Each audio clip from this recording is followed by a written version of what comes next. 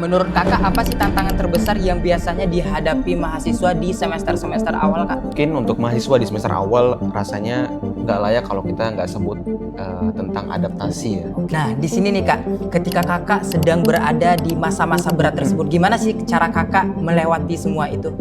Malas atau mungkin kita saat jatuh itu wajar banget. Kita nggak apa-apa banget untuk stop dulu bahkan. Misalnya kalau kita bangun personal branding di media itu perlu, tapi sesuai nggak sama tujuan yang kita bangun di awal tadi.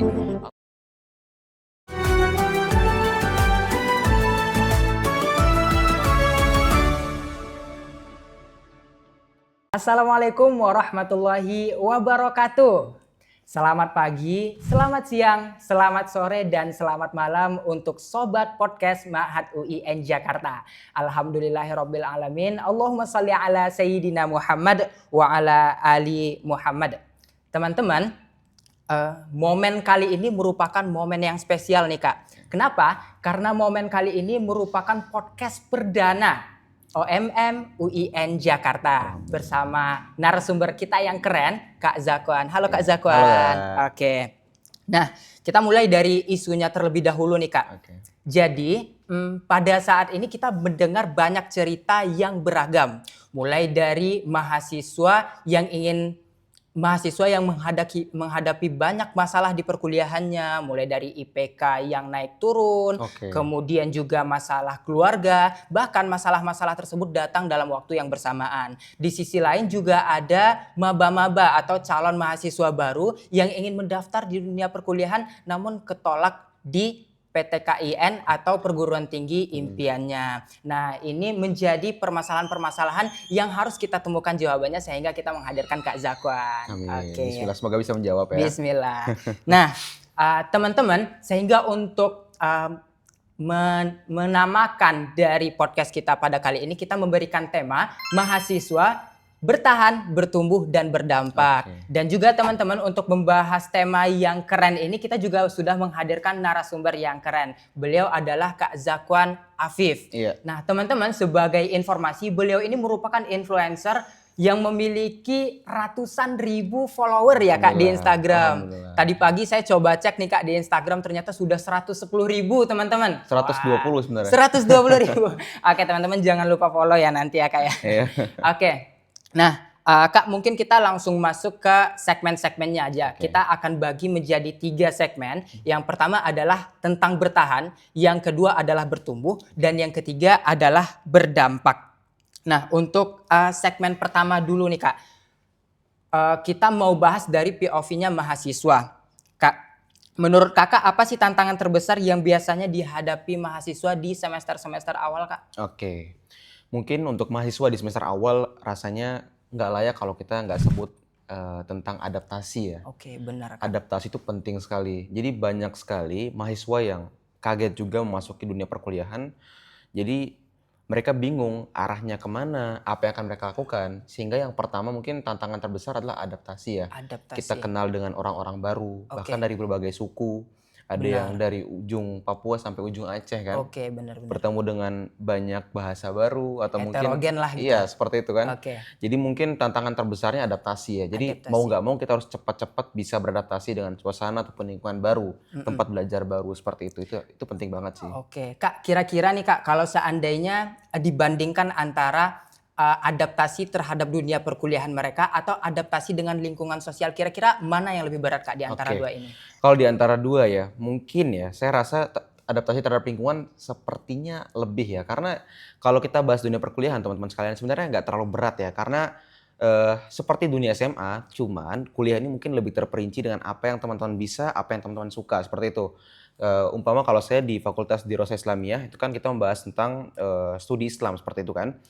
Itu kan seperti apa yang saya pelajari di pondok dulu kan, tetapi mungkin lebih rinci dan lebih sistematis aja di kampus. Karena kita menemukan dosen-dosen yang memang mereka Masya Allah ya, di bidang-bidangnya mereka paten sekali, mereka hebat sekali. Mungkin di masa-masa SMA kita lebih santai karena bertemu dengan teman-teman dan mungkin masih zaman-zaman kita ceria banget ya di pesantren. Tidak ada tekanan yang berlebih seperti di dunia kampus, Oke, tugas benar, dan benar, lain-lain ya. benar. Tapi mungkin lingkungan jauh lebih susah karena kita bingung teman-teman, kita harus kemana saat kuliah, apa yang harus kita lakukan, itu kan masih rancu semua. Oke, seperti benar. itu. Oke, tantangannya adalah lingkungan ya Kak. Lingkungan. Oke, berbicara tentang lingkungan nih Kak. Kira-kira kalau saat mahasiswa itu pertama kali masuk ke kampusnya menjadi mahasiswa, culture shock apa sih yang paling sering mahasiswa hadapi Kak? Oke, ini saya jawab, ini menguatkan argumen saya teman-teman tentang lingkungan ya. Karena gini, di dunia kampus itu semuanya benar-benar bebas teman-teman. Kalau saya dari background pondok, di pondok itu kita semua sama-sama tahu kan, kita ada ustadz yang menjaga, ada mudabir ataupun mudabirah atau banyak sekali orang-orang yang memang membatasi kita dalam banyak hal ya, dalam kebaikan tentunya. Tapi di masa kuliah ini kita benar-benar semuanya harus kita putuskan cepat dan itu benar dengan keputusan kita sendiri kan. Oke, benar-benar. Kalau kita pengen jadi mahasiswa yang tidak teratur bisa, atau mungkin teman-teman yang nakal dalam tanda kutip Iya, ya, betul. sangat-sangat bisa. Atau sebaliknya kita pengen jadi mahasiswa yang baik, kita pengen jadi mahasiswa produktif dan lain-lain itu bisa juga. Semua di tangan kita. Jadi culture shock-nya adalah banyak sekali hal-hal yang memang itu tuh di luar dari kebiasaan kita. Oke. Kita menjumpai banyak-banyak sekali orang-orang yang memang dari lingkungan yang berbeda dan mungkin perilaku-perilaku yang berbeda, itu culture shock-nya. Jadi culture shock-nya sendiri adalah tantangan bagaimana mereka bisa beradaptasi dengan lingkungan Iya. yang mereka baru di sana. Karena gini, banyak banget mahasiswa yang memang gagal beradaptasi sehingga melebur dengan ya Dengan lingkungan yang dalam tanda kutip buruk tadi ya. Iya. Mereka mulai tergerus dengan apa yang disebut dengan ya pergaulan anak-anak muda kan, seperti itu kan. Sehingga mereka tidak punya prinsip sendiri, tidak punya apa yang menjadi pondasi mereka. Ya mereka terombang-ambing dalam itu yang saya temukan. Karena di pondok kan walaupun orang terombang-ambing tapi tetap terarah. Iya, karena tujuannya satu gitu. Iya, Sedangkan waktu kuliah seperti yang Kakak sampaikan tadi, tujuannya ada yang memang fokus untuk kuliah, kemudian juga ada yang justru menjadikan kuliah hanya untuk sarana main-main dan segala macamnya. Iya, benar banget. Oke Kak, mungkin kita lanjut untuk ke perjalanan ketika menjadi mahasiswa. Oke. Kita mau lihat dari pengalaman Kakak sendiri. Selama Kakak berkuliah, nah juga ini teman-teman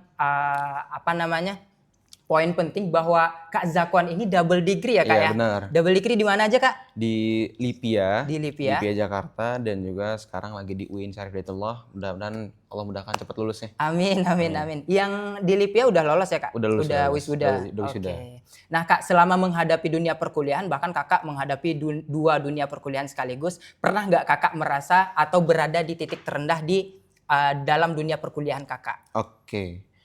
Ini perlu saya jawab ya. Semua orang pasti punya problemnya masing-masing. Ini saya validasi untuk semuanya teman-teman ya. Begitupun saya gitu. Karena memang kan mengatur waktu ya. Di Lipia itu kan udah tersistem ya. Maksudnya masuk jam 7, pulangnya nanti jam 11. Kemudian di UIN itu udah ada jadwalnya juga. Jadi beberapa jadwal itu memang tabrakan. Dan burnout ya, itu pasti karena memang jarak antara Lipia dan UIN itu kan jauh sekali. Kemudian saya ada tanggungan untuk misalnya saya harus ngonten, kemudian ada asrama juga. Waktu itu kan saya di asrama teman-teman ya, di Mabna Syekh Abdul Karim. Itu salah satu dari Ma'had UIN Jakarta. Salah satu Ma'had UIN Jakarta juga. Jadi itu benar-benar padat setiap hari teman-teman. Dan itu saya lakukan setiap hari dari Senin sampai dengan Jumat ya. Sabtu itu kan kosong dan Minggu. Dan itu rasanya berat sekali ya. Itu mungkin tantangan terbesar dan mungkin bukan kalau misalnya titik terendah sih enggak ya. Tapi titik paling capeknya mungkin itu paling burnout lah. Saya mungkin itu berat sekali buat saya itu karena mengatur waktu, kemudian menyesuaikan itu semua. Kegiatan yang padat gitu ya. Nah, di sini nih Kak, ketika Kakak sedang berada di masa-masa berat tersebut, gimana sih cara Kakak melewati semua itu? Oke, yang pertama ini penting banget ya, kita perlu punya mentor. Karena kenapa? Ada yang ngarahin gitu. Kalau kita misalkan ada 2 orang teman-teman yang pengen ke satu tempat. Satu orang dia benar-benar cari jalan sendiri, dia benar-benar buka jalur. Sama yang kedua, ada yang dikasih peta atau bahkan mentor yang ngarahin gitu kan. Tentu yang lebih cepat nyampe yang ada peta. Ada peta yang punya mentor tadi, seperti itu. Karena saya alhamdulillah ya, banyak banget senior-senior ataupun kakak-kakak saya yang terus mengarahkan untuk semangat, terus kuat dan lain-lain ya. Dan juga ini yang penting, bangun sistem. Kenapa? Teman-teman sekalian, malas atau mungkin kita saat jatuh itu wajar banget. Kita nggak apa-apa banget untuk stop dulu bahkan. Tapi yang penting jangan berhenti. Nah itu jalanin terus apapun rintangannya ataupun apa yang teman-teman hadapi. Kalau sistemnya sudah bagus, teman-teman tuh bisa punya tempat untuk teman-teman tahu nih, oh saya harus berhenti sekarang nih. Oh saya berhenti sampai beberapa jam ke depan, nggak apa-apa saya sedih dulu, saya nangis dulu, setelah itu saya lanjut lagi. Teman-teman itu nggak apa-apa banget ya. Teman-teman tahu di mana kapasitas diri teman-teman ya. Teman-teman tahu itu semua. Jadi kita perlu punya sistem yang bagus untuk diri kita. Jadi kita bisa tersistem semuanya tuh. Walaupun kita lagi malas, bahkan kita lagi nggak ngapa-ngapain pun, kalau kita sudah punya sistem yang bagus, saya rasa itu cukup untuk menjadi modal bagus untuk kita maju lagi untuk kedepannya. Jadi kalau ada kata-kata bagus tuh gini, mundur ke belakang, mundur 1 langkah ke belakang untuk melompat lebih jauh ke depan. Oke. Ya, gitu. Jadi kalau teman-teman malas, lagi bahkan mungkin kalau kita bahas lagi futur banget ya, itu nggak apa-apa banget untuk nggak ngelakuin apa-apa. Maksudnya gini, kalau lagi malas itu nggak apa-apa nggak ngelakuin apapun teman-teman ya. Jangan sampai ketika teman-teman nggak ngelakuin apapun itu ngerasa nggak produktif. Aku nggak, misalnya kalau saya pribadi lagi nggak ngonten itu sedih perasaannya. Enggak, teman-teman, nggak apa-apa banget. Lagi nggak ngonten atau mungkin lagi nggak baca buku dulu, itu bukan nggak produktif. Teman-teman kasih jeda untuk diri gitu. Punya sistem aja seperti itu. Oke, berarti yang pertama kita harus punya mentor terlebih dahulu agar kita bisa memetakan apa sih tujuan kita dan bagaimana cara mencapai tujuan tersebut. Siap. Oke Kak, kata Kakak tadi mundur 1 langkah untuk nanti kita bisa maju beribu-ribu langkah. Kita mundur dulu 1 langkah di fase-fasenya nih Kak. Iya. Nah sekarang ini kita melihat banyak cerita yang beragam, tentunya dari mahasiswa camaba yang mendaftar ke perguruan tinggi mereka. Benar. Banyak dari mereka itu yang belum lolos Kak. Oke. Nah, kalau Kakak mau bisa ngomong nih ke mereka, apa sih yang Kakak mau obrolkan ke mereka? Buat teman-teman yang nggak lolos ya, nih buat teman-teman yang nggak lolos mungkin UTBK ataupun SNBT dan lain-lain, ataupun SPAN PTKIN dan lain-lain ya, ataupun yang nggak masuk universitas top pilihan teman-teman, itu nggak apa banget teman-teman ya. Yakinlah Allah tuh udah siapkan yang terbaik untuk teman-teman. Kalau saya katakan seperti ini ya, kadang-kadang bahasa Gen Z ini boleh nggak? Allah itu maha plot twist banget. Kenapa tuh Allah, Kak? ya plot twist banget. Kadang-kadang kita nggak tahu Allah tuh, kita nggak tahu apa yang terbaik buat kita, tapi Allah tahu itu. Oke, Kadang-kadang benar. manusia tuh bilang gini, saya pengen banget ke kampus A, tapi Allah bilang tuh ke kampus B yang terbaik buat kita. Jadi seakan-akan, tahu nggak Allah bilang gimana? Kamu tuh ke kampus yang B aja, bukan yang di A. Yang A itu mungkin banyak, mungkin yang A itu nggak baik buat kamu, yang B justru memberikan kamu yang terbaik. Benar. Seperti itu, kita tuh nggak tahu apa-apa sebagai seorang manusia. Jadi kita menjalankan aja ya, berusaha kemudian menjalankan dan menerima apa yang ditetapkan Allah untuk Iya, kita. yakinlah ya, yakin. Apa yang Allah berikan ke kamu tuh itu udah pasti yang terbaik ya. Kita manusia nggak tahu apa-apa. Kita manusia yang lemah, nggak tahu apapun tentang masa depan dan lain-lain. Bisa jadi mungkin kita kalau di kampus A kita nggak bisa mendapatkan apa yang kita dapat di kampus B tadi. Benar-benar. Paham kan seperti itu kan? Paham. Yakin Allah tuh sudah siapkan yang terbaik untuk kamu. Seperti itu. Oke teman-teman, jadi jangan bersedih ya teman-teman. Selalu berprasangka baik ke Allah. Intinya jangan pernah putus asa dan berhenti berjuang. Oke, mungkin kita lanjut ke segmen 2 Kak. Segmen 2 ini tentang bertumbuh. Nah Kak, dalam dunia perkuliahan ada mungkin 3 hal yang perlu Apa aja tuh? dicari oleh mahasiswa. Yang pertama adalah pendidikannya, yang kedua adalah organisasinya, yang ketiga dia mau nge-branding diri dia sebagai apa. Nah, menurut Kakak dari ketiga hal tersebut mana hal yang lebih paling penting? Kalau yang paling penting ya, mungkin karena perkuliahan berarti pendidikan. Oke.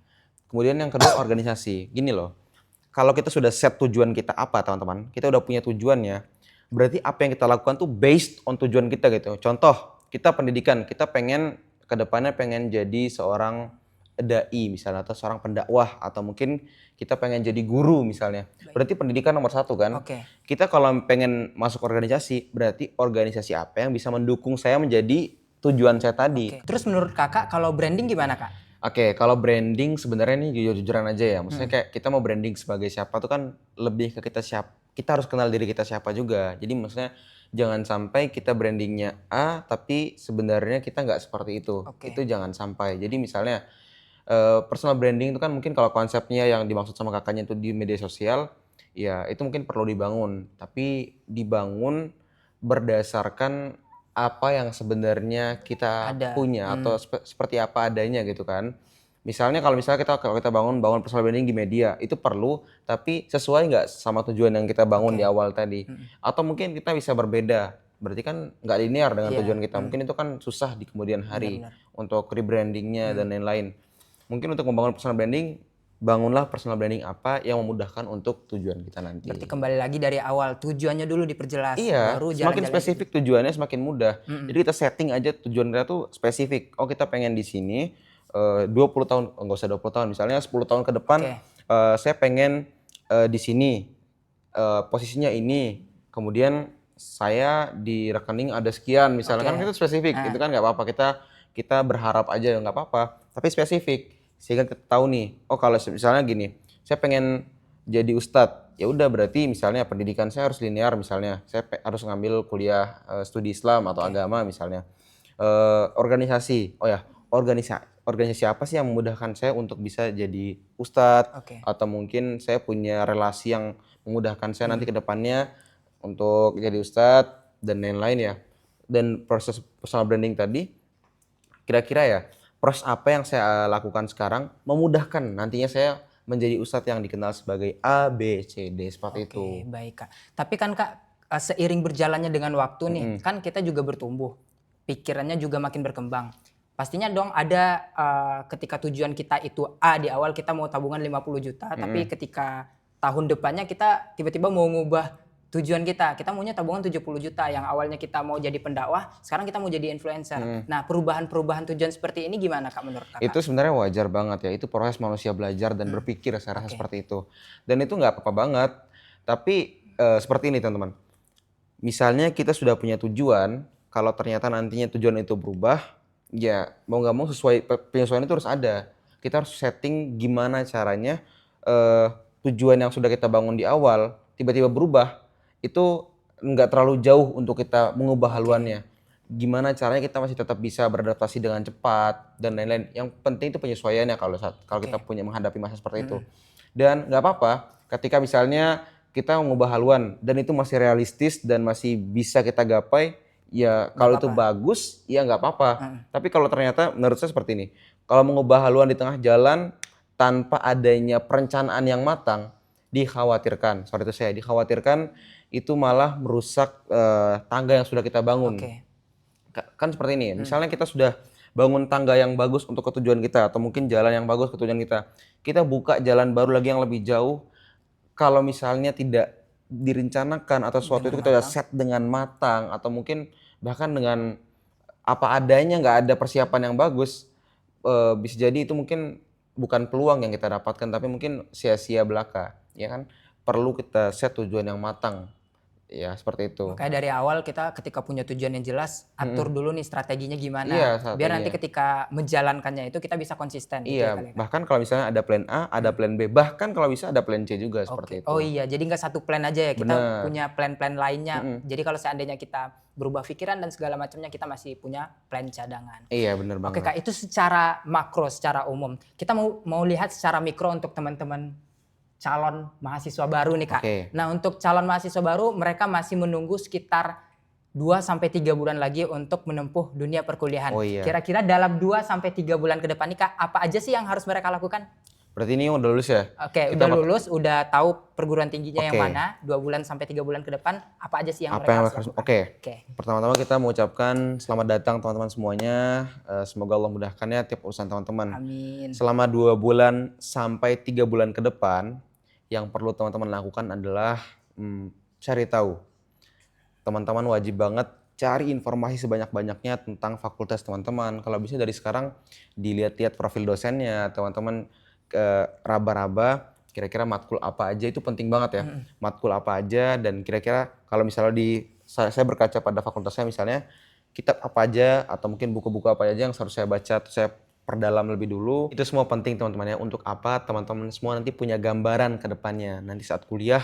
Jadi teman-teman nggak bingung lagi, itu pentingnya untuk semuanya punya gambaran. Jadi harus tahu nih buku yang dipelajari apa, pelajarannya apa, guru-guru ataupun dosen-dosennya siapa, dan kira-kira gimana tipikal nanti pelajarannya, apakah harus semua tahu kurikulumnya seperti apa. Itu semua wajib kita tahu dulu biar nanti kita nggak bingung, kita semua langsung bisa set peta cepat gitu. Oke, benar teman-teman. Jadi harus riset dari sekarang ya calon mahasiswa baru. Oke Kak, jadi tadi kita udah bahas 2 segmen tentang bertahan dan bertumbuh. Sekarang kita bahas tentang berdampak Kak. Oh, berarti ini yang terakhir ya, segmen Oke, 3. segmen terakhir Kak, segmen yang terakhir berdampak. Nah, menurut Kakak kita sebagai mahasiswa nih, strength atau kekuatan, value apa sih yang kita bisa manfaatkan, nilai apa sih yang bisa manfaatkan sebagai mahasiswa agar bisa berdampak ke masyarakat Kak? Oke. Teman-teman sekalian, mungkin kita ngambil contoh dasar aja sekarang ya. Sekarang kan sosial media udah cepat banget teman-teman ya. Dan semua orang lagi gencar-gencarnya membangun personal branding mereka, membangun media sosial mereka. Mungkin karena kakak nanya ke saya, mungkin saya bisa arahkan teman-teman sekalian, nanti value yang bisa teman-teman berikan, mungkin teman-teman bisa bagikan di media sosial. Karena kenapa? Saya rasa ini bagus banget untuk teman-teman mahasiswa baru untuk memulai personal branding mereka, atau mungkin baiknya teman-teman mau ada 2 pilihan ya, teman-teman mau matangkan dulu ilmu teman-teman, atau mungkin teman-teman memaksimalkan apa yang teman-teman dapatkan di kampus, sehingga nanti bisa berdampak langsung setelah kuliah, ataupun ketika masih kuliah sendiri, atau teman-teman mau langsung pelan-pelan teman-teman mulai membagikan hal-hal yang teman-teman tahu, hal-hal yang teman-teman bisa di media sosial. Mungkin kalau menurut saya pribadi, terdekat teman-teman tuh bisa mungkin memperdalam nih mata kuliah teman-teman sekalian, atau fakultas teman-teman ngambil apa nih, misalnya contohnya saya di fakultas Usuluddin, atau mungkin saya di Islamiyah, atau mungkin studi Islam ya. Oh, saya bisa membagikan nilai-nilai agama, nilai-nilai mungkin pendekatan apa yang misalnya sunnah, Al-Quran, atau fadail amal di media sosial. Dan itu mungkin bagus ya untuk mahasiswa baru, karena ini kan juga bagus untuk membangun personal branding tadi gitu. Jadi untuk diri kitanya berdampak dan juga kita bisa memberikan dampak ke masyarakat. Iya benar. Jadi double ya teman-teman. Itu Kita memanfaatkan media sosial. Benar sekali. Oke, Kak, sebagai pertanyaan penutup nih. Nah, mungkin Ana mau minta ke Kakak pesan untuk teman-teman mahasiswa baru dan juga mahasiswa-mahasiswa yang sekarang menghadapi banyak masalah. Apa yang ingin Kakak katakan ke mereka? Oke, ini nasihat saya untuk teman-teman semuanya ya. Oke, ini terakhir teman-teman ya. Kita semua pasti punya problem ya. Kita semua pasti punya masalah siapapun itu, dan dunia perkuliahan itu dunia yang perlu kita eksplor bersama teman-teman. Ada banyak sekali hal yang teman-teman kita bisa temukan di dunia perkuliahan. Ada banyak circle, ada banyak teman-teman, ada banyak pergaulan. Tapi yang terpenting untuk teman-teman sekalian itu perlu punya prinsip dan batasan. Gini teman-teman, kalau teman-teman tidak punya prinsip itu ya, dimanapun teman-teman berada itu bakal punya tantangan. Entah nanti teman-teman tergerus dengan pergaulan tadi, atau teman-teman justru punya batasan di semua tempat, di semua lini. Kalau teman-teman nggak punya batasan, itu akan maaf teman-teman akan tergerus juga. Jadi yang terpenting untuk semua teman-teman calon mahasiswa baru ataupun teman-teman mahasiswa itu harus punya prinsip yang kuat ataupun batasan diri. Dan ini yang penting banget juga, teman-teman tuh berani berkata tidak ya. Karena sekarang mahasiswa gampang banget nih, oh iya gue ikut, oh iya saya ikut aja, oh saya bisa. Padahal itu melanggar prinsipnya, itu melanggar apa yang sudah dibangun di pondok pesantren ataupun di SMA-nya ataupun nasihat-nasihat orang tuanya gitu. Jadi teman-teman harus berani banget untuk berkata tidak untuk hal-hal yang ternyata tidak menunjang ke arah tujuan teman-teman tadi. Oh sorry ya, oh tidak, maaf ya saya nggak bisa ikut dulu, oh maaf ya kayaknya itu nggak bagus buat saya. Jadi teman-teman belajar dari sekarang untuk berani berkata tidak. Jangan semua teman-teman iyain nanti kan, sehingga apa, nanti hal-hal yang ternyata melanggar prinsip teman-teman, iya aja nanti, seperti itu. Jadi berani berkata tidak juga. Oke, seperti itu ya, itu nasihatnya. Oke, terima kasih Kak. Teman-teman harus tentukan tujuannya terlebih dahulu. Kemudian petakan bagaimana mencapai tujuan tersebut, dan juga di samping menjalankan itu bikin prinsip yang kokoh dan berani berkata tidak. Oke, teman-teman, mungkin sekian podcast kita pada sesi kali ini. Terima kasih banyak Kak Zakwan Afif atas ilmunya yang bermanfaat insya Allah buat kita semua. Dan juga mohon maaf atas segala kekurangan dan kesalahan. Kami akhiri. Assalamualaikum warahmatullahi wabarakatuh.